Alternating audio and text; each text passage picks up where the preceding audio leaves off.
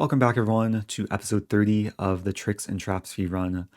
I know it's been a while since I posted the last episode, but I am back and I'm hoping to be in a better rhythm with doing some fun educational content in the coming days. And as you can maybe see, I'm on my travel setup, so I don't have my green screen, but hopefully the quality is still good enough using my iPhone as a webcam, my travel mic, my laptop. So before we get into the chess today, I do want to share that the good folks at the Charlotte Chess Center have set up the Daniel Naroditsky Memorial Fund. More information is linked below, but I think it's a great way to honor Daniel's legacy in the form of an annual tournament, but also a fund to help support up-and-coming young players. So really appreciate those who have contributed so far. And again, more information is linked below. Also have a QR code just to make it easier to find the page. And with that, I'm coming into today rated just below 1700. So hopefully I can deliver some fun, instructive, tricky, trappy games and also break the 1700 milestone. So let's hop into the first game. Okay, first opponent playing Elmo, 79.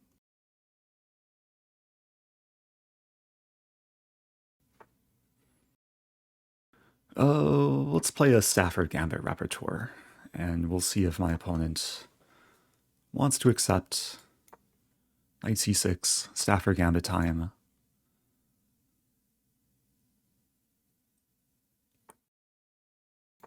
So d3 is one of the best moves. Yeah, bishop e2. This is the beginning of the refutation line for white, but it's a position I've had many times. And to be honest, I don't recall like studying bishop g5, or even encountering bishop g5 in recent memory. But I think the move to play here is probably queen d4, like hitting f2 and b2. And then if bishop e3, I can take on b2, hitting the rook. So I should be winning back the pawn, maybe getting some attack as well. Like if white castles, I can play knight g4. And this is a very common, I guess, attacking motif in the Stafford. We see bishop takes f6. So now I have a choice. I don't want to automatically recapture because I can take on f2, which I think is just almost crushing. Maybe not quite mating, like bishop e3, king c3. But black is having all the fun here. If d4, I'll play pawn c5. And there will be the pin. And this is already looking very, very, very good. King to b3. So maybe white is trying to tuck the king away on the queen side. If I play bishop e6, there is pawn c4. I'm calculating b5 there. And then the b5 will be guaranteed to open, meaning rook b8 will come. b2 is going to be a target. Here we go. I can take and then check and then take, and I don't think white is surviving more than 5 more moves. I guess the king could try and scoot over to d3. Oh, but king c2, it's mate in 2. I'll hold off on saying it in case people want to calculate. If king a4, then queen takes b2, and it should be made in a few more moves. Okay, so that was a nice quick win, 14 moves. Just to show the mate in 2 here, rook takes b2, king d3, and queen d4 checkmate. So, yeah, white probably just went wrong. Maybe bishop g5 is the first mistake, but then white should definitely do something else, and bishop takes f6. Probably bishop e3 is the best move. Oh no. Bishop h4 is one of the best moves. To defend the pawn. Castling is also one of the top moves. I was going to play knight g4. And here, yeah, it's important that white doesn't take, but puts the bishop on h4, defending. And according to the engine, white's slightly better. But yeah, the thing about the Stafford is it works very well against humans, because humans have a hard time playing consecutive engine moves. And as we saw, yeah, it's a nice line that I guess I have to add to my arsenal, that bishop g5, queen d4, and black is having at least a little bit of fun. So, okay, that helped me break 1700, 1707. Let's keep it going. Playing Generalo, 18. We'll play a king's pawn. Let's play a Smith Morra. This is a gambit that I know a lot of players and viewers are fans of. I've probably played Smith Morra more from the black side, so playing against the Smith Morra. But it's an opening that I know has a lot of venom. A6 might be some kind of prepared line. I think I still play bishop to c4, and then... I mean, to be honest, I don't really know much theory here, but I know a lot of the thematic ideas. Very often white will complete development much quicker than black. If ever knight f6 or e5 ideas. I think the bishop is just best on b3.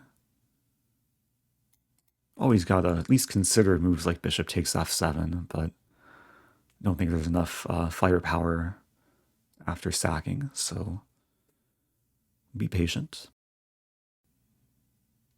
e6 is probably most expected. e5 makes me wonder if this was a mouse slip, because yeah, the pawn belongs on e6 to undermine the bishop. After e5, I think there's a lot of things to look forward to here. I mean, knight g5 is one option. Pretty much forcing knight h6. I'm also considering taking. Like, sack the knight and then queen d5 with the triple attack.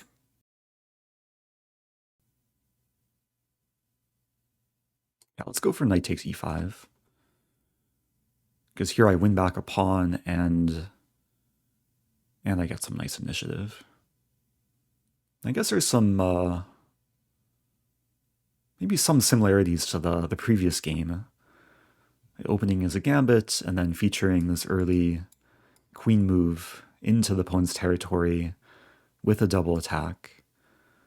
Last game I was attacking the b-pawn. This game I'm attacking the rook, the knight. Now the knight defends f7, but knight c6 is prevented, because then queen takes f7. So I'm not sure what black should do here. And probably save the rook, like rook... Oh, but rook b I take, and then I double attack the king and rook. So maybe rook a7.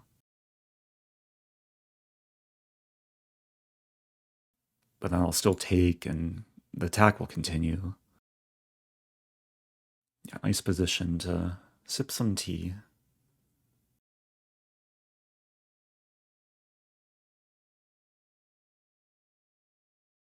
I'm trying to imagine, like, if I were black, what I would do. It's looking at queen c7, take, and then knight c6. Which sometimes you can get away with this to try and sack the rook and then trap the queen. In that line, I would have knight d5, and the queen helps still apply pressure, and black is probably just crumbling there. But I would definitely look for ways to sack the rook and save the knight. Like maybe queen f6? Queen f6 take, and then knight d3. And then there's some counterplay. To be honest, if my opponent plays queen f6, I might allow that line. Let's imagine queen f6, queen takes rook. Okay, maybe we don't have to imagine. I guess I still have to calculate, though. So queen takes rook. knight d3, king e2, queen takes f2, king takes d3. King is weirdly safe on d3, and I'm up a knight and a rook in that line. Yeah, I think that's totally fine. And the problem for black is the bishop is attacked and pinned. Knight's also attacked. Yeah, I think my opponent is realizing that there's just not enough counterplay in the position. Knight takes bishop with check. Maybe is the best approach, but then I'll take back. And then the rook will be aligned on the c file to the bishop. Knight f4, I can take it with my bishop. I should also mention if knight takes f2, I'll take and then force king e7, then knight d5 wins the queen. Also probably leads to some kind of force mate. My opponent just messaged me a winking emoji.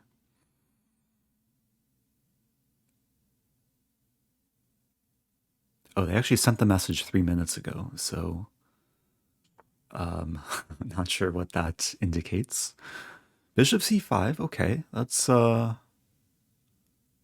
legal move, but unfortunately for black, this is walking into pretty devastating sequence.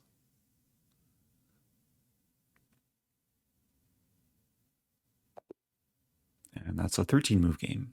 So some pretty quick games to start this episode. If we go back, yeah, I think this move pawn e5 is already causing black some major headaches. If pawn e6, this is the engine's top move, and according to Stockfish, black is slightly better here. I would have just castled and then probably go for some development setup like queen e2, rook d1. There's some ideas like knight d5, bishop f4. Sometimes you sack the knight to open the e file. So there's still some fun to be had in that line for white. But yeah, knight takes e5 is one of the best moves. Engine actually prefers queen d5 first, which to be honest I didn't consider. But I guess the idea is very similar. I'm attacking f7 and then preparing knight takes e5. And yeah, black is pretty much hopeless here. Top move is knight takes e1 and then queen c6. So anyway, that brings me to 17-18. Let's do another. I guess I'll keep trying to win as quickly as possible, with both games being under 15 moves. Against d4, it can be hard to play like as aggressively as my first two games, especially against a London opening. I'll play one of the more combative lines against a London, pawn c5. Pawn c3. So I've played this position as white many times, and I used to play e3 instead of c3. So this move I haven't really studied for either color. One of the main ideas is to play queen b6. I might want to start by taking. Like take, and then queen b6. Let's start by taking. And the reason to take and then queen b6 is now, if queen b3, I can take on d4. That would not be the case if we still had pawns on c3 and c5. Now I should note, if white plays queen c2, taking on d4 would lose instantly to queen takes c8 checkmate. So black does have to be careful with the newly opened c file and the undefended bishop. If queen c2, I probably play knight c6. And nice thing here is black can develop relatively quickly. If white doesn't play precisely, or if white plays a move like bishop c1, then black is getting a very quick lead in development. And knight c6 is still probably what I'll go for. I'm briefly considering e5 though. E5 take, Gambit, knight e4, e3. And the other benefit of e5 is after takes, I have this bishop e4 move. Oh, it's interesting. Spotting some lines like bishop d2, bishop c5, and then b2's attacked. I'm going to go for it. This is partly intuition, partly calculation. But intuitively, like when you have a lead in development, you do usually want to try and open the center as quickly as possible. And I feel like it's justified here. I mean, sometimes it's a balance between like following principles and going crazy and sacking everything and trying to win quickly. So we'll see how white reacts to this. It's a temporary gambit.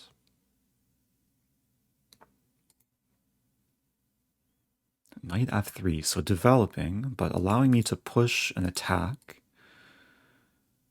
I could consider like taking or bishop e4, but pushing just looks like the most principled. If knight moves to e5, I can keep maybe kicking it around.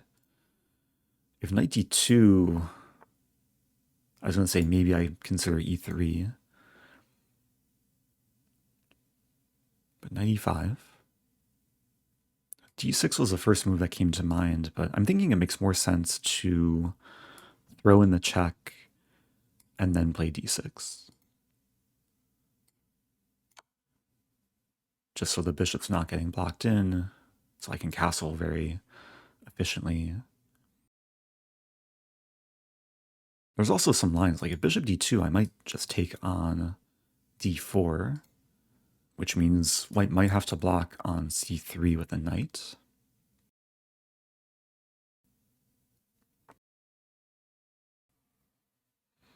Yeah, I think that was the best reply. Like now I'm calculating d6, knight c4.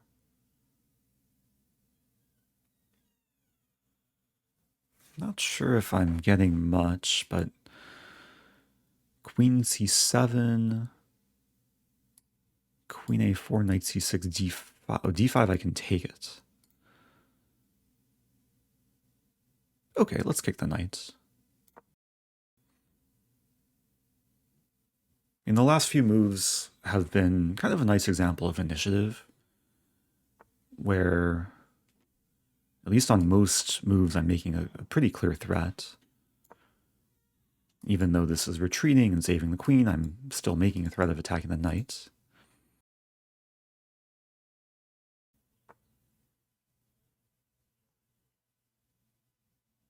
Okay, now can I play d5 or even b5? Okay, b5 leaves a pawn vulnerable like after knight d2, and then don't know if I want to go into that. And d5, I think there's some concern about queen a4. If I block with bishop, we trade, which probably isn't great for me. d5, queen a4, knight c6, knight e5. And white is actually okay there. I mean, now might be the time to castle. Just get the king safe. I give white a free move, but I think this makes the most sense. And now maybe next I can play pawn d5 and not have to worry about queen a4 check. So bishop e2. I still have this idea, like b5, knight d2, and then take, and then take, and then take, and it wins the pawn. But then white is probably doing okay there.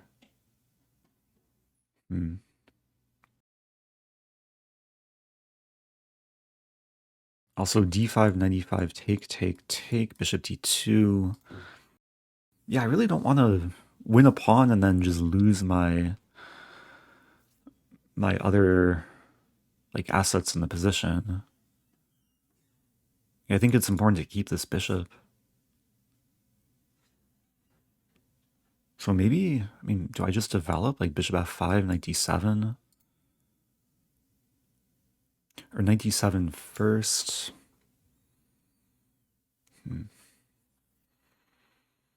Taking time here. Okay, let's not take too much time. I'm going to play b5. So the idea is I want to play d5, but I want to make sure the knight doesn't access the square.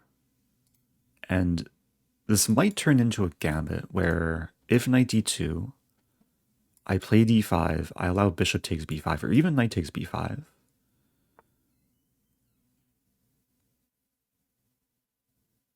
Does it make sense to play a6 though first? Maybe it does. a6. Let's play a6 first. This is not my original intention, but I think I have the time for it. It's true that both knights are attacking e4, but whatever knight takes on e4, the other knight becomes pinned. So this pawn is not yet takeable. And my next move will very likely be pawn d5. I guess I should further elaborate to why I want to keep this bishop. But basically with the pawns on light squares, mainly the center pawns on light squares, the bishop just is a very, very valuable piece. And it served its purpose on b4.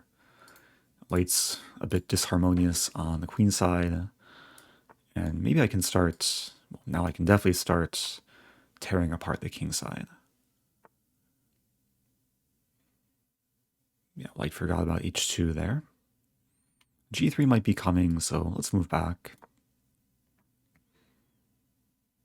The plan is to somehow get my queen to h2. If only the queen could jump over the bishop.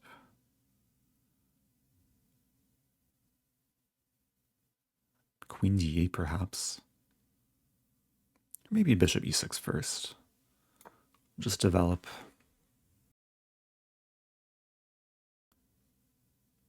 It's kind of a funny position where most of White's things are on the queen side not doing much. This is a very solid construction for black. Okay, f4, so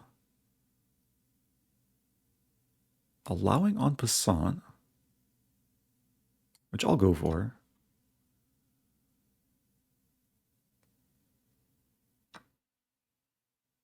And one drawback of f4 is it weakens g3. And with knight e4, taking advantage of the fact that there's some alignment with the bishop, so if takes, I hit the queen. There's a couple other points behind this move too, is I'm threatening knight g3, of course. I'm also unleashing this diagonal, so the queen can come to h4 now in just 2 moves, potentially.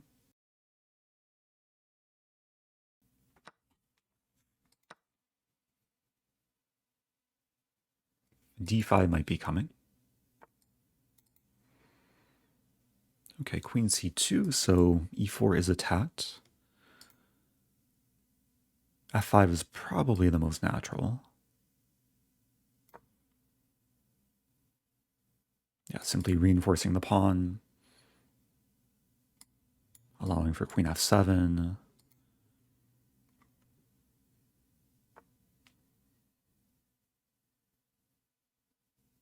Okay, let's be tricky. I'll play queen e7. Oh no, my bishop. I kind of wish I pre-moved this. This would have been like much trickier if I played this instantly. Try and make it seem like a mouse slip. Of course, the point is if takes, it's force mate. Queen h4, king g1, bishop h2. King would have to go back and then eventually mate on h2.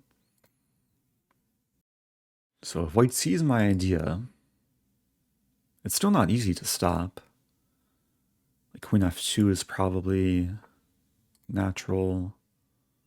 G3 is interesting, so allowing me to take, but then after takes, check here, queen covers h2. Okay, fair enough. I mean, do I still go for it and then lift the rook? Let's be solid. Maybe I should have considered bishop c8. Just allow for the knight to come in. This knight is just watching from the sidelines, but it really wants to hop into f3 or d3. So queen f2. I'll play this. I'm not sure if I want to play rook a6 or knight a6. Let's start with knight a6. Try and get the knight to d3.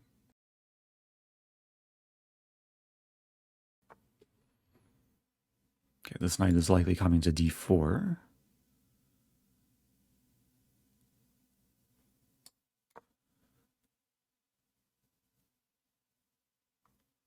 Yeah, we're on move 26, so not a miniature like the first two games, but the attack will still unfold in hopefully a powerful way.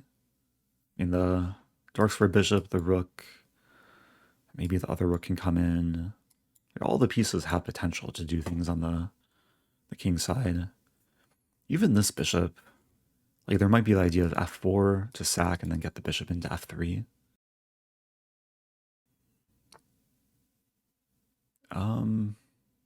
Start with a check. Let's do it.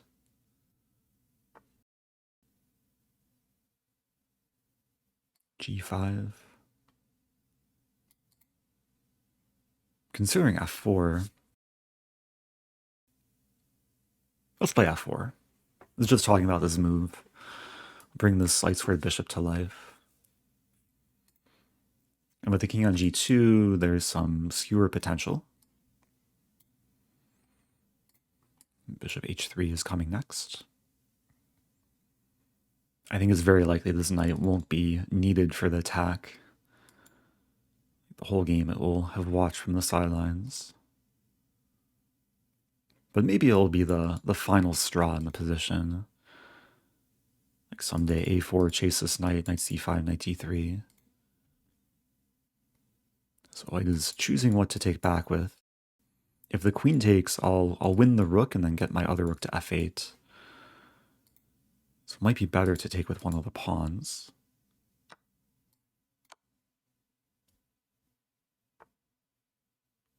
Do I actually want to take the rook? I guess I do.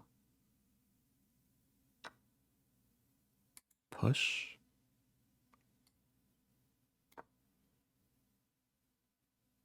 Blocking in the bishop.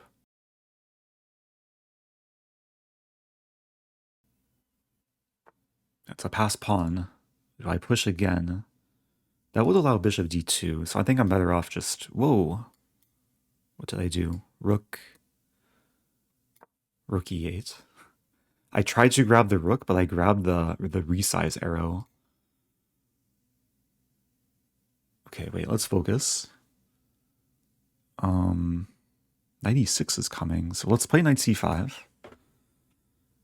Give the knight a purpose. Preventing knight e6.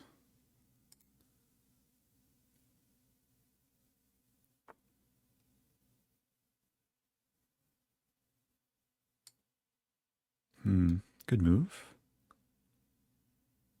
Take. Actually, that's an annoying move. I push. Let's take first. So I'm allowing bishop d2.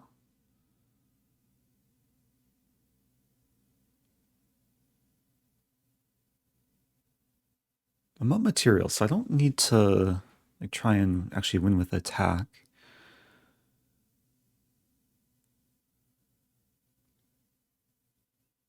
I might just end up winning on time. I'm looking for promotion tactics. Assuming white will play this. Knight e4 attacking the bishop. So if queen takes here,